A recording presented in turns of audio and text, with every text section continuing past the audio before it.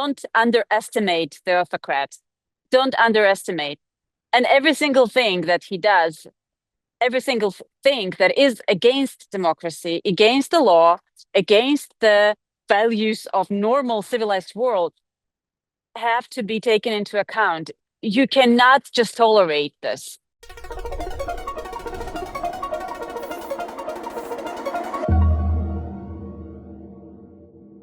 My name is Ekaterina Kotrikadze. I'm a news director for TV Rain, independent Russian TV channel. Also, I'm a presenter of my own TV show and news at TV Rain. I have so many people, millions, really millions of people who watch TV Rain every day, who comment, who criticize sometimes, but mainly who are very grateful for this opportunity to first get the information, objective information, the facts, and second, to feel that they're not alone, that they are okay. There's so many people who are writing us messages and letters and even calling sometimes saying that you guys made me feel better.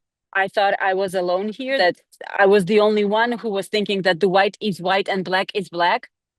And then I watch TV Rain and I understand that there are a lot of us and that the evil is there in Kremlin and that the international law is still there and it hasn't changed. And that we are here in depression and we're under pressure and we are in terrible, terrible situation in Russian Federation. But I know that it does make sense what I feel and what I think. And I'm not alone. This is the main thing. Discussions around the Crimean Bridge today bring up memories of those terrorist acts in Russia at the end of the 1990s. Those who are convinced of participation of the secret services say if he could do it back then, he can do it now. I don't know whether Vladimir Putin had any direct relationship to the deaths of hundreds of people in those buildings. I just know that I lived at 19 Guryanova Street, and at the time of the explosion, my mother was at home. Her remains were never found. In all the years since, the president never came to a memorial service, never spoke in memory of the deceased, never even pronounced the names of those who were killed in the most pathetic way possible while sleeping in their beds. TV Rain has become kind of a bridge, not only between Russia and civilized world, but also a bridge between those people in Russian Federation who feel lonely sometimes, who are scared. And I think I work for them. And I would never, never, ever get tired of this. This is the most important thing I've ever done in my life. And I'm very grateful that I have this opportunity, that I do some important things. So this is why we are keep on moving. I would never choose to do other things. I would never choose a different job. I would never choose to stay anywhere else, to be safe, not to be a journalist in Russia. I think that this was the biggest and smartest move that I did in my life, to go to Russia, to go back to Russia. I used to live in the US before, but I went back to Russia and started being a political journalist in Russian Federation in 2019. So no regrets at all. I remember the closing of independent TV channel NTV in 2001. And I remember I was a student of Moscow State University journalism faculty, and we were concerned that NTV was shut down, and it was obviously a political decision, and no one had any doubts that it was not a good news at all to anyone.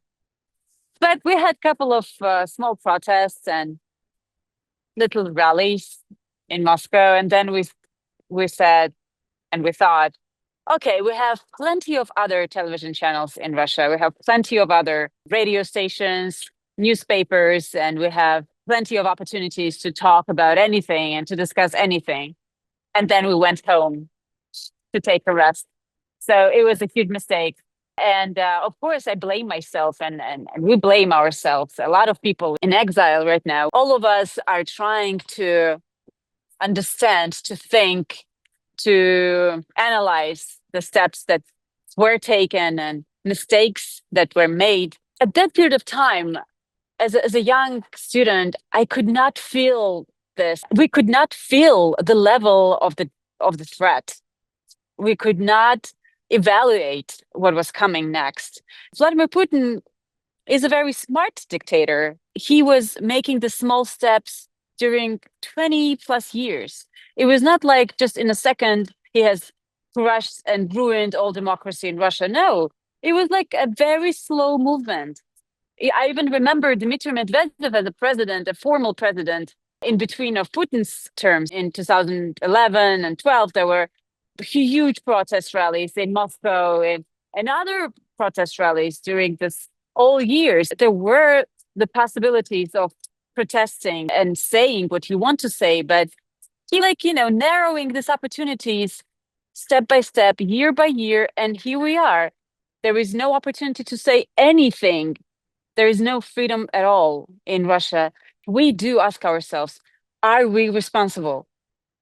And maybe we should have been more cautious, more active. But from another hand, sometimes I think I did everything I could. I was criticizing him every single day on air, every single day. It didn't help, unfortunately. I don't want to exaggerate the level of threats in the US, but simultaneously I can see how many things, unimaginable things, have already happened in America. And just because I have this experience, I think I have a right to say, don't underestimate the Autocrat. Don't underestimate. And every single thing that he does, every single thing that is against democracy, against the law, against the values of normal civilized world, have to be taken into account. You cannot just tolerate this. And I think it's important to loudly talk about the misbehavior, if I can use this word. You must talk about every single mistake or every single bad thing that these guys are doing, and just think, okay, we have other opportunities, we have other things to care about. We have the democracy still there in America. You can think so, but sometimes it's just, you wake up in the morning and you don't have it anymore.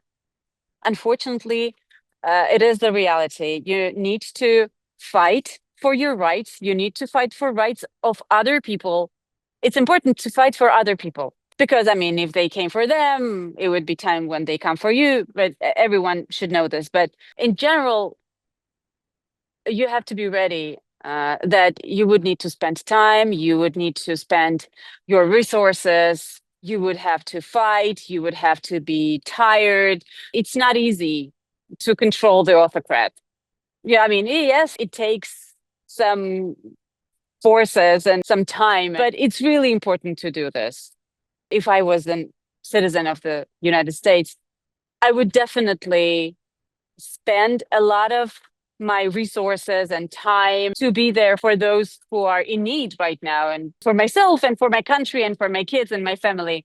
Just don't be lazy in this particular situation. You should not be lazy, because I think so, that part of Russian society which could do something was too tired and wanted to spend time somewhere else, at home or in a cinema or in a cafe. It was a huge mistake.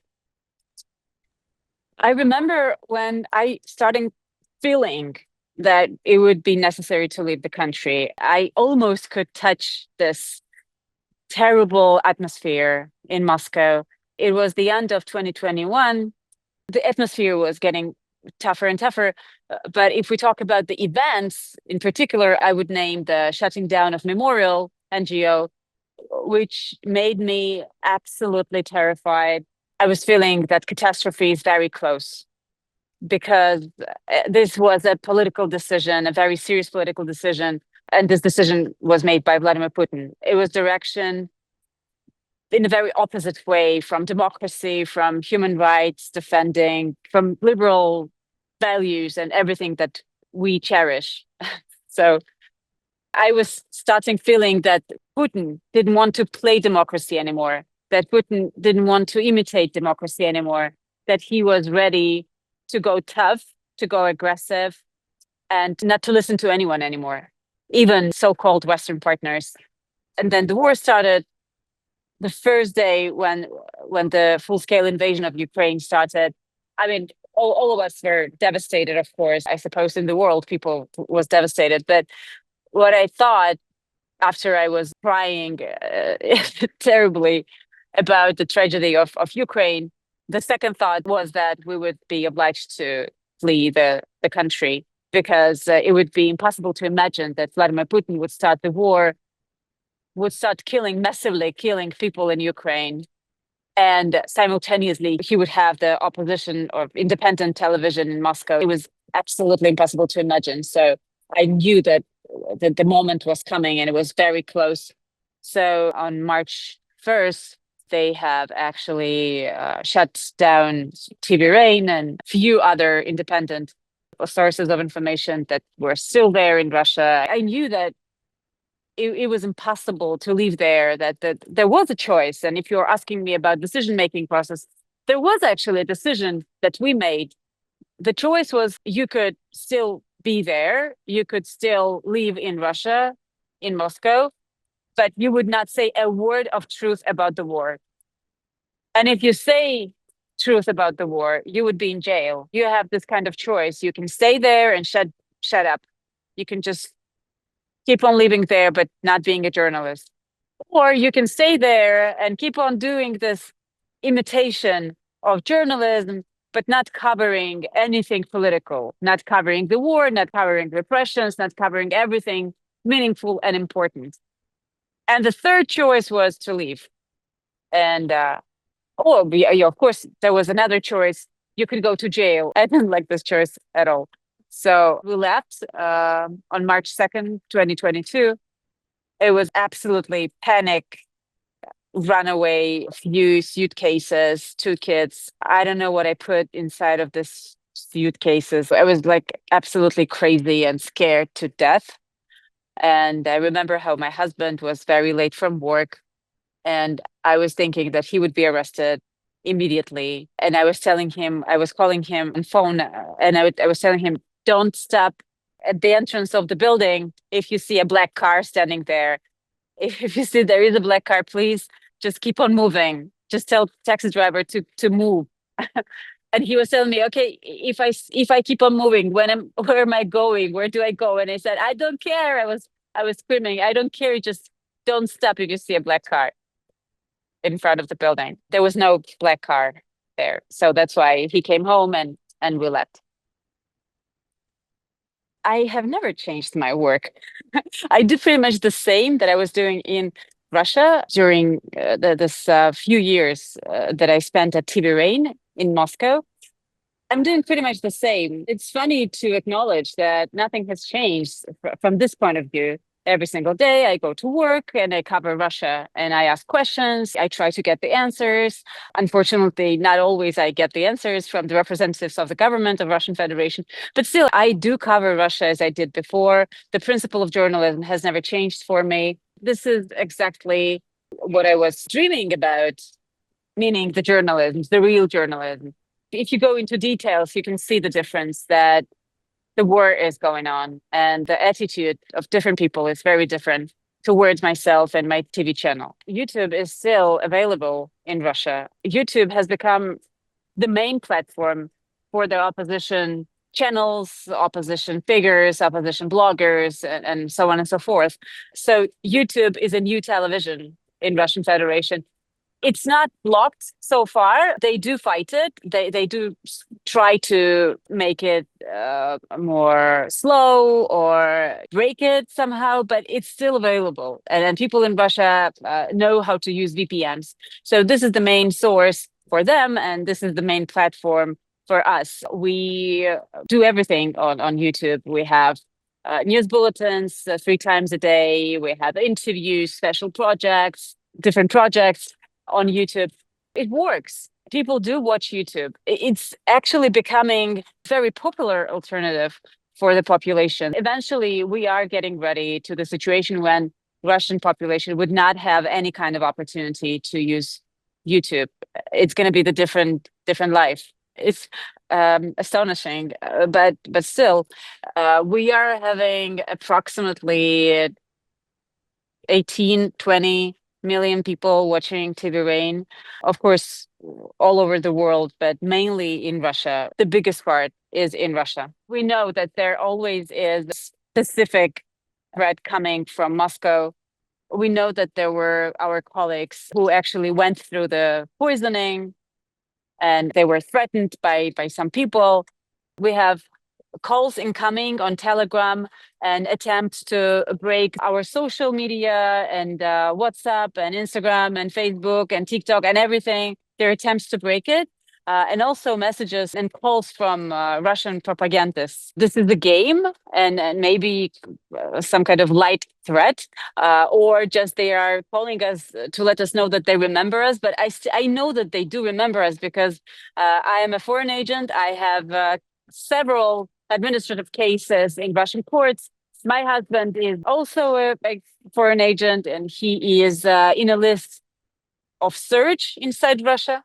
They are searching for him. Officially, he has a criminal case against him already. I am waiting for my criminal case. I don't know why my husband became first with the criminal case. Maybe they like him more. But we try to laugh about that. We try not to think about that. I go to work. We live normal lives. We go to market. We cannot avoid this danger, this threat, which exists. I understand it. I know that it is there somewhere. But also, I cannot stop living my life, and I don't want my kids to feel that they're in some kind of a different situation, different position. I want them to be free and happy, and I want to be free and happy. I'm not sure about the happiness, but freedom is very, very important. That's why we just do whatever we want to do, because again, you want to live your best life even when you are in exile. You want to try to, at least. And this is what I'm trying to do every day.